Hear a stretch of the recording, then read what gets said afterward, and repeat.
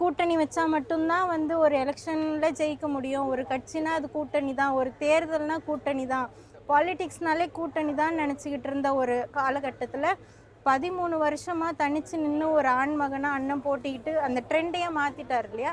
அதே போல தான் இந்த வருட நீங்கள் நாளைக்கு கலந்தாய்வு கூட்டத்தில் பாருங்கள், எத்தனை படித்த இளைஞர்கள் வராங்கன்னு பாருங்கள். படித்தவங்களால ஒன்று சரியாக செய்ய முடியும் அப்படின்னு நினைக்கும் போது இதை ஏன் செய்ய முடியாது?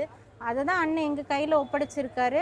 அதனால் அப்படிப்பட்ட ஒரு ஒரு என்ன சொல்கிறது, ஒரு தெய்வீகமான விஷயமா இதை நான் கருதுகிறேன். ஒரு தேவ தூதராக எங்களை அனுப்பியிருக்கோன்னு சொல்கிறாரு. அந்த கடமையை கண்டிப்பாக நாங்கள் வீணடிக்க மாட்டோம், அவர் நம்பிக்கையை வீணடிக்கும். நான் வந்து ஒரு தமிழ் பெண், சரிங்களா?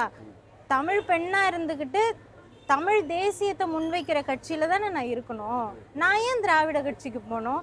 நான் ஏன் வந்து மற்ற கட்சி ஜாதி கட்சிக்கு போகணும்? நான் ஏன் மதவெறி கொண்ட கட்சிக்கு போகணும்? என்னுடைய அரசியல், என்னுடைய நாடு, தமிழ் தேசம்.